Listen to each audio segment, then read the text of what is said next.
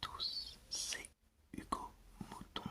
On se retrouve aujourd'hui pour une vidéo sur la présentation de la Mercedes de 2024, la W15 qu'on a eu récemment et dont on va commencer tout de suite en parlant de la partie aérodynamique. Donc déjà l'aileron avant a été changé, il est un petit peu plus large et il n'y a que 3 flaps je crois. L'aileron arrière est refait légèrement, les sidepods sont grossis. En même temps, on a été habitué chez Mercedes à avoir du zéro sidepod durant 2 ans, à part au milieu de l'année dernière où on a enfin eu du sidepod. Là ça reste et ça grossit encore un peu plus. Les entrées d'air de ces mêmes sidepods sont un petit peu bizarres, mais elles existent. Contrairement à l'année dernière, la suspension est un petit peu modifiée avec une petite bulle au-dessus de la suspension haute, ce qui est assez spécial parce que ça n'est pas sur les autres voitures. Peut-être que Mercedes a trouvé quelque chose pour potentiellement moins user les pneus ou le châssis peut-être.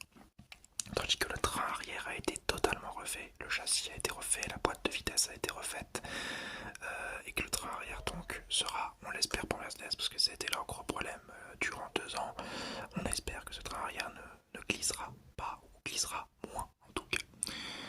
Les pontons également, on voit souvent s'arrêter à peu près aux 3 quarts de la voiture, et là ils vont jusqu'au fond de la monoplace pour la Mercedes. Donc une philosophie aérodynamique assez intéressante faite par James Allison qui avait le contrôle total du développement de la Mercedes et pour qui on espère que ça se passera bien parce que là c'est vraiment un virage à 90 degrés. On a gardé des anciens trucs mais sinon il y a pas mal de changements qui prouvent donc que Mercedes s'est trompé durant ces 2 dernières années, mais ça on n'avait pas besoin d'avoir ces changements là pour le comprendre. Pour parler de la livrée maintenant, la livrée c'est du gris et du noir avec le joli bleu Petronas. J'aime beaucoup le mélange un petit peu à la Alpine, voilà, le bleu qui va entourer le gris et le noir au milieu. Une des plus belles voitures selon moi de la saison. De toute façon je vous ferai mon classement dans la prochaine vidéo et dernière vidéo de cette avant-saison avec la présentation de la Red Bull où je vous ferai mon petit classement, ce sera une vidéo un petit peu plus longue. En tout cas la Mercedes sera très bien placée dedans parce que j'aime beaucoup ce gris noir avec ce bleu Petronas que je trouve très beau, avec le petit Ineos aussi, le petit rouge qui n'est pas forcément très dénaturant, donc c'est pas un gros problème de la voir. Maintenant on va parler des objectifs de chacun. Pour Hamilton, c'est sa dernière saison chez Mercedes avant d'aller chez Ferrari et il va devoir aller finir son aventure de la plus belle des manières en jouant le plus de victoires possible et peut-être en allant chercher le titre si la monoplace lui permet. En tout cas à l'intérieur de Mercedes il n'a plus grand chose à jouer et il doit juste montrer qu'il reste l'un des meilleurs pilotes du monde avant d'arriver chez Ferrari, parce que s'il fait une saison très moyenne cette saison, quand il va arriver chez Ferrari, si Leclerc fait une bonne saison cette année, il y a possiblement moyen que les résultats de cette saison comptent un petit peu. Donc voilà, il doit faire une bonne saison, il doit finir en apothéose pour l'écurie avec laquelle il a été champion du monde 6 fois, mais bon, on le sait capable de ça. Maintenant pour Russell, lui ça va être une chose un petit peu plus charnière, parce que il doit battre Hamilton et s'imposer en tant que leader avant que ce dernier s'en aille. Il a réussi à le faire la première saison de son arrivée parce que Hamilton était en difficulté, et la saison dernière c'est une saison très très compliquée. Il va devoir donc aller titiller des victoires et surtout reprendre après une saison ratée, comme je l'ai dit.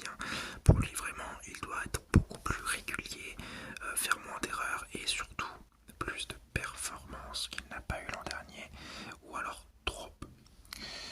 Parce qu'en plus, on sait que ces résultats vont sûrement déterminer qui arrivera dans l'écurie à ses côtés.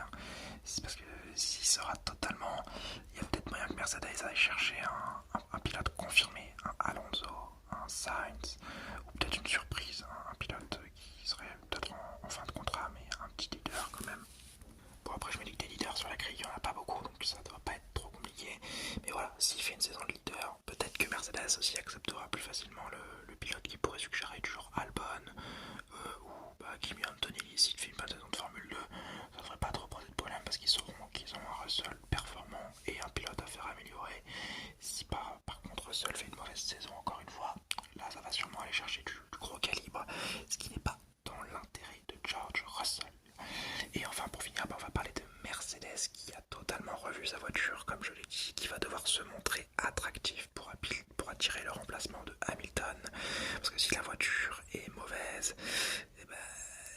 pourrait il pourrait être un peu moyen ce recrutement si la voiture fait une saison dégueulasse. Comment tu vas attirer un Alonso qui cherche un projet pour finir champion du monde, et surtout comment tu vas attirer un Carlos Sainz qui a déjà des liens avec Audi, quoi, donc pas très intéressant. Là, on parle souvent du fait que les pilotes se vendent aux écuries et tout, mais il y a aussi les écuries qui doivent se vendre aux pilotes. Et là, en l'occurrence, si Mercedes fait une saison mauvaise, ou du moins pas dans le top 3 comme il l'aurait voulu, il y a bien moyen que pas mal de pilotes ferment la porte à une arrivée chez Mercedes, malgré les grandes heures que cette écurie a eues lors des 10 dernières années.